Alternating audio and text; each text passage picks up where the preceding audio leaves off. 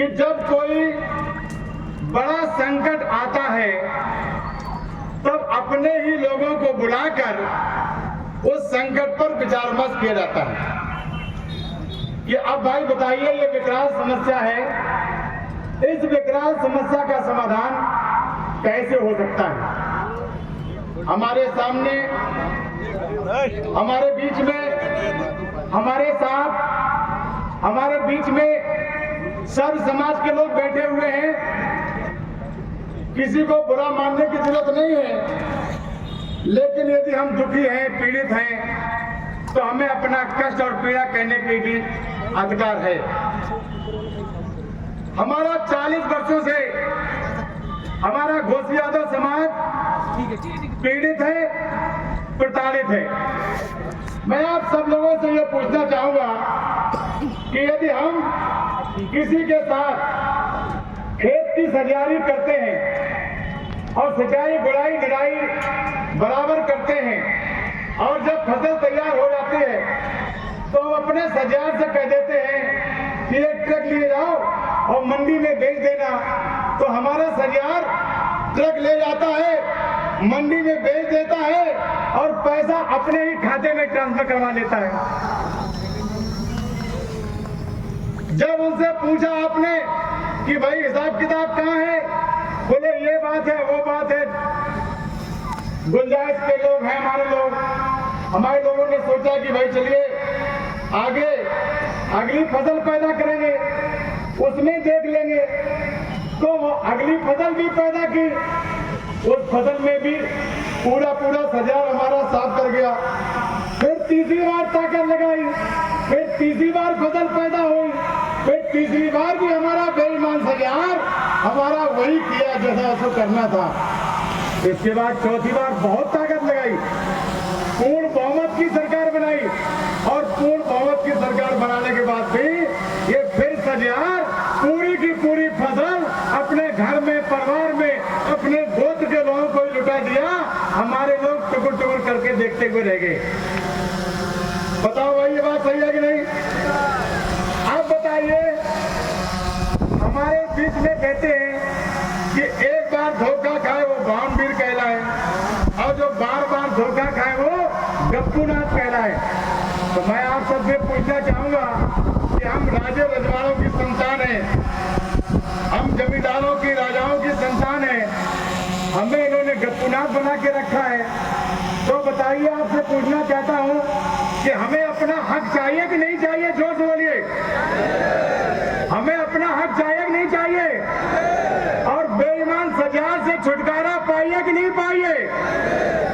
मैं आप सबसे पूछना चाहता हूं कि सैफई परिवार को आप वोट क्यों देते हैं?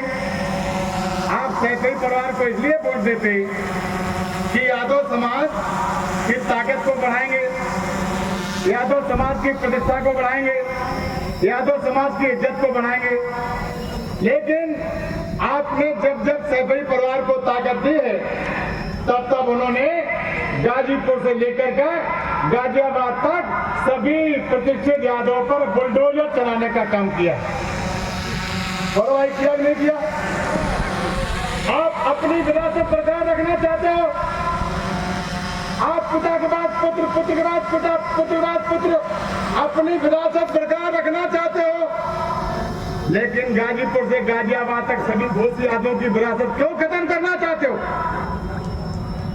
आप जो ताकत देते हो उससे डीटी यादव को बर्बाद किया जाता है, उससे अशोक यादव को बर्बाद किया जाता है, उससे हरिओम यादव को बर्बाद किया जाता है, उससे बूढ़े नगरिया के राजेंद्र सिंह, नरेंद्र सिंह को बर्बाद किया जाता है, उससे सीतापुर के रामपाल सिंह को बर्बाद किया जाता है, उससे लखनऊ के श्याम किशोर यादव को बर्बाद किया जाता है, उससे सभी यादवों को बर्बाद किया जाता है जो आप ताकत देते हैं। क्या आप इसलिए ताकत देते हैं? बोलो भाई। मैं आप सबसे पूछना चाहता हूं कि 40 साल पहले पूरे उत्तर प्रदेश में घोष यादव ही सांसद और विधायक हुआ करते थे। घोष यादव ही सांसद और विधायक हुआ करते थे। धीरे धीरे जब से हमने इनको अपना नेता माना है तब से हमारी बर्बादी का युग शुरू हुआ है। तब से हम बर्बाद हुए। हमारी सीटें किसी बहाने से छीन ले रहे, कन्नौज की छीन ले रहे, मैनपुरी की छीन ले रहे, मुरादाबाद की छीन ले रहे, आजमगढ़ की छीन ले रहे, बदायूं की छीन ले रहे, सभी संभल की छीन ले रहे, सभी सीटें छीन ले रहे। मैं आपसे एक बात पूछना चाहूंगा कि हम लोगों के परिवार में 2-3 लड़के पैदा होते हैं तो हम लोग चाहते हैं कि कोई दरोगा बन जाए, कोई इंस्पेक्टर बन जाए, कोई वकील बन जाए, कोई डॉक्टर बन जाए। हम प्रयास करते हैं, उसके लिए मेहनत करते हैं। मैं आपसे पूछना चाहता हूं कि सैफई परिवार में इतने बच्चे हैं, इतनी बच्चियां हैं, इनका कोई डॉक्टर क्यों नहीं बनता? इनका कोई इंजीनियर क्यों नहीं बनता? इनका कोई वकील क्यों नहीं बनता? इनका कोई प्रोफेसर क्यों नहीं बनता? इनका कोई सरकारी नौकरी क्यों नहीं करता? इसलिए नहीं करता इनका कोई सरकारी नौकरी कि हमारे पुरखों ने इनको 100 साल का रजिस्टर्ड एग्रीमेंट करके रखा है कि आप राज करना और हम आपकी गुलामी करेंगे, हम आपको वोट देते रहेंगे। हमको इन सब बातों को क्या समझने की जरूरत नहीं है, हमको इन सब बातों को जानने की जरूरत नहीं है। आप कभी प्रतिक्रिया नहीं करते, आप कभी बोलते नहीं, आप कहते ठीक है ठीक है ठीक है। अरे क्या ठीक है?